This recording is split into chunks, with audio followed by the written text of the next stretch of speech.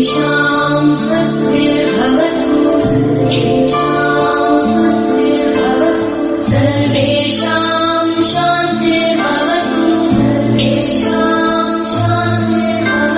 सर्वेषां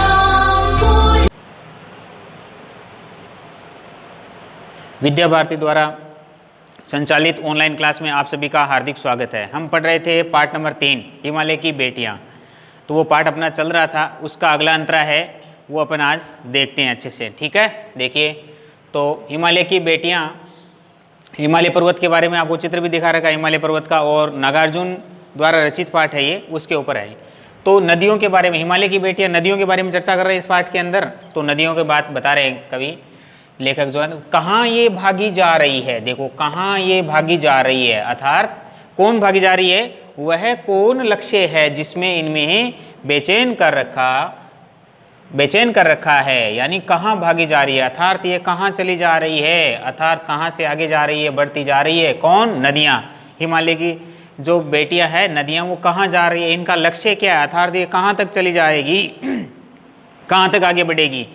इन्हें बेचैन कर रखा है सभी को अपने महान पिता का विराट प्रेम पा करके, अर्थात अपने पिता किसको कहा गया, हिमालय को, अर्थात हिमालय का विराट प्रेम, इतना अच्छा प्रेम पा करके ना हृदय अतृप्त ही है, मतलब ये एकदम बिल्कुल तृप्त नहीं है, यानी अपने पिता का प्रेम भी छोड़ करके भागी जा रही है मैदानों के अंदर, छल करते हुए बहती जा रही है। वह कौन सा होगा जो इनकी प्यास मिटा देगा, बिल्कुल, अर्थात हिमालय के बारे में बताया कि वह कौन होगा, यानी ऐसी क्या चीज़ है जो इन नदियों की प्यास मिटा दी। अर्थात ये कहाँ भागी जाएगी, अगर गिरेगी तो कहाँ गिरेगी, हिमालय से नदियाँ निकलती है, यहाँ तो मैदानों में लुप्त हो जाती है कुछ नदियाँ, लेकिन आगे चल करके वो कुछ अन्य सहायक नदियों के साथ मिल करके अपना पानी आगे ले जा करके और वो समुद्र में मिल जाती है। कहाँ मिलेगी, अर्थात तो ये कवि का लेखक बोल रहा है कि वह कौन होगा जो इनकी प्यास मिटा देगा। बर्फ जली नंगी पहाड़ियों पर छोटे छोटे, अर्थात बर्फ से ढकी हुई जो पहाड़ियां हैं, वो छोटे छोटे पौधे से भारी घाटियां, अर्थात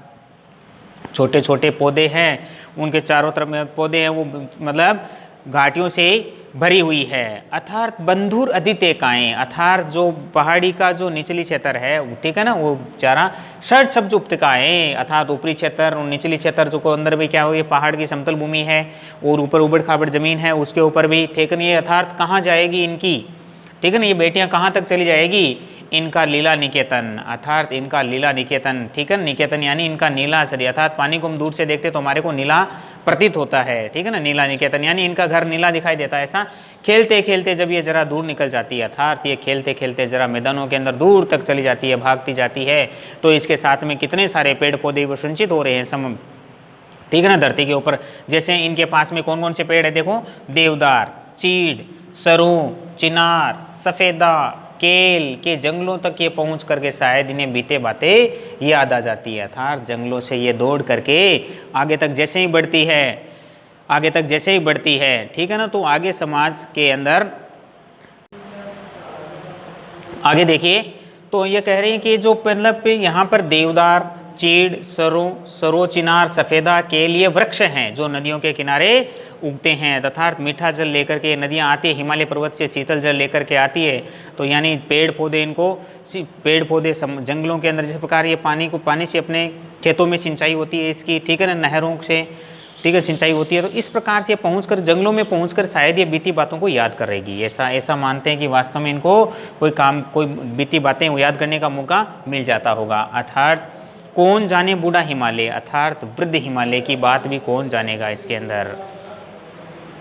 कौन जानेगा इनकी बात, बूढ़ा हिमालय अपनी इस नटखट, अर्थात अपनी इन नटखट बातों को, ठीक है ना, नटखट बेटियों के लिए कितना ढूंढता होगा, अर्थात इन नटखट बेटियों के लिए कितना अपना काम करता होगा। अर्थात पानी को जैसे हिमालय पर्वत के ऊपर से, जैसे देखो हिमालय से यहाँ से पानी गिरता है तो नीचे यहाँ तक आता है, तो यहाँ तक वो एक धार के रूप में रहता है, लेकिन मैदानों के अंदर जैसे ये फैल जाता है आगे तक पूरा विशाल रूप ले लेता है। नदियाँ बहुत बड़ा विशाल रूप लेकर के आगे तक बढ़ती है, बड़ी बड़ी चोटियों में जाकर के देखते हैं, ठीक जिस प्रकार बड़ी बड़ी घाटियों में जाकर के कई झरने बन जाते हैं, कई नदियाँ मिल जाती है, मिल करके आगे तक विस्तारित रूप बन जाता है इनका, ठीक है ना।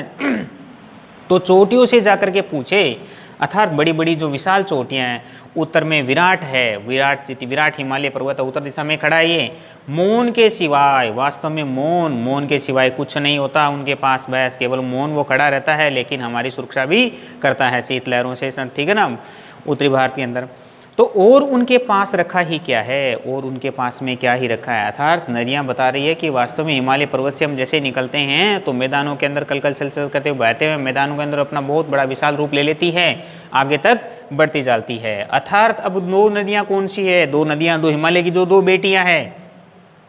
दो ऐसी बेटियां, अर्थात दो ऐसे नाम हैं, कौन कौन से उनके अपन देखते हैं, सिंधु और ब्रह्मपुत्र। अर्थात दो नदियां ऐसी है जो इनके नाम है वास्तव में सुनते ही, ठीक है ना, इन दोनों नदियों के हम नाम सुनते हैं तो सुनते ही रावी, सतलुज, ठीक है ना, व्यास, ये सारे क्या हैं, नदियों के नाम है। ध्यान से देखना कौन कौन सी नदियां हैं, सिंधु और ब्रह्मपुत्र दो ऐसे हिमालय की बेटियां मानी गई है, अर्थात वो नदियां हैं, ठीक है ना। ये दो नदियां ऐसी है जिनके नाम है, यानी इनके नाम सुनते ही वो दूसरी सारी नदियां सहायक नदियां बन जाती है। इनकी सहायक नदियां, यानी एक नदी का पानी है वो दूसरी नदी ला करके उसमें मिल जाती है, वो सहायक नदी कहलाती है। अर्थात वो सहायक नदियां कौन सी है, रावी, सतलुज, व्यास, चनाब, झेलम,